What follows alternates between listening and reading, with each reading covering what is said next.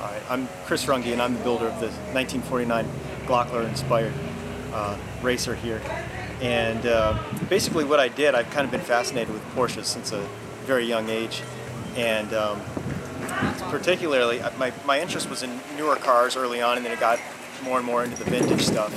And I've always been inspired by the design of vintage aircraft and streamliners. And so in 2009, I sold one of my favorite Porsches, a 69 912, and decided that the next Porsche I had to have would be something really special.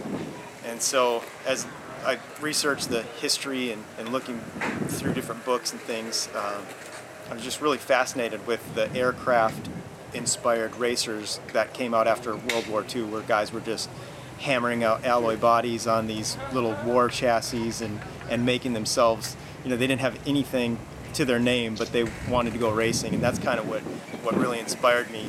And I was kind of at a time in my life when I didn't have a lot of options for cars, but I was able to source a chassis that I could make work, mid-engined and with a similar running gear to what the original Glocklers used. And I was able to take that, modify it a little bit, and then I drew out a wooden buck. I didn't have any specs or anything to go off of, but drew up this buck and started cutting wood and built a buck to land that chassis. And I just, without really any formal training at all, I started hammering on aluminum and cutting sheets and throwing them in the garbage and redoing it. And just through a labor of love, really, a lot of trial and error, because I really didn't have anybody to teach me. Throughout the process, people became interested in what I was doing, that had heard about it through friends and things like that.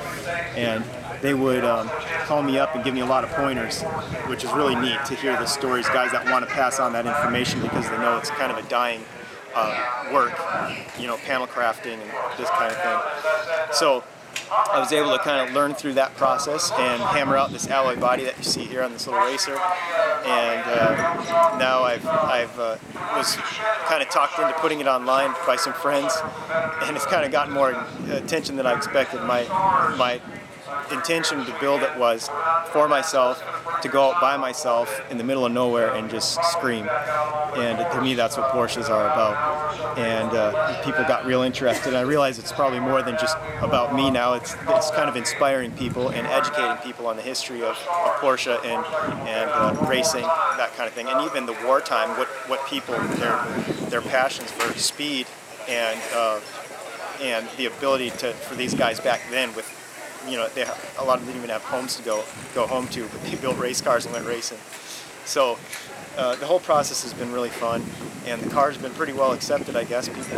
I'm surprised how excited they get about it.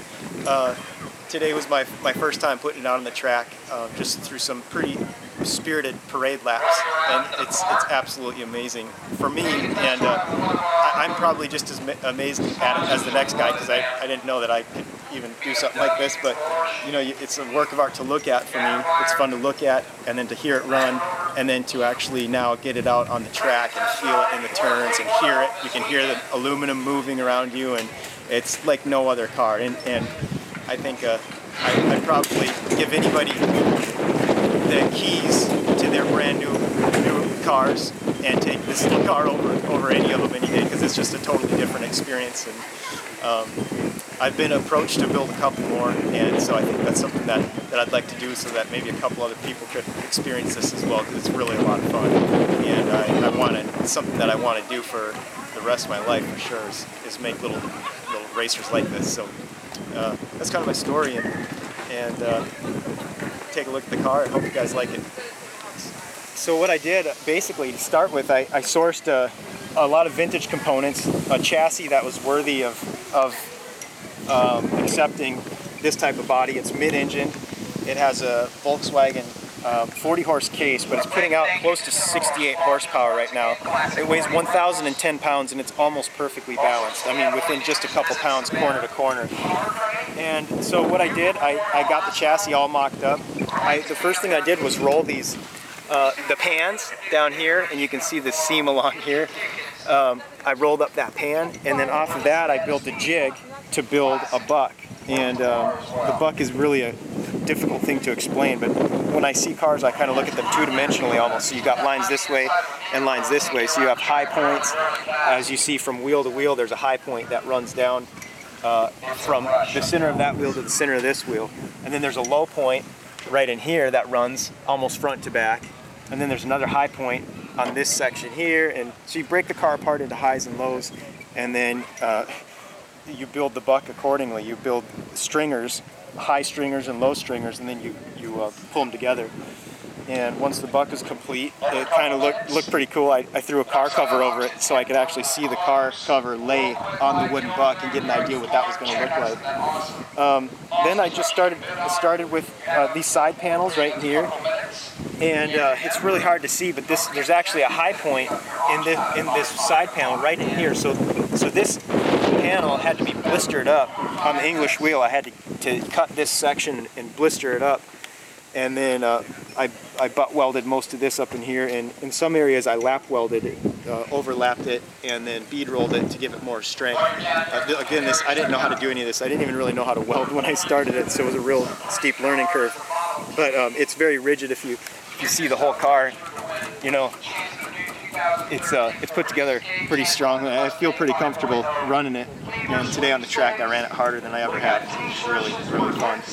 But I just started section by section, then you overlap your metal and then draw lines, cut it, weld it. And you can see there's a lot of rough areas. Like there's a seam that goes across right here. You can see the high point in the weld right there. And I've tried to just leave everything rough and raw. There's a lot of hammer marks. To me, it wasn't about perfection, because the perfection is in the whole, you know, kind of the work, the art and the work of making the art. It's just, to me, that's the fun part, and that's what makes it perfect. But I planished and hammer driven with a bucking bar a lot of the rivets, so they're smashed in. They're an aircraft type of rivet.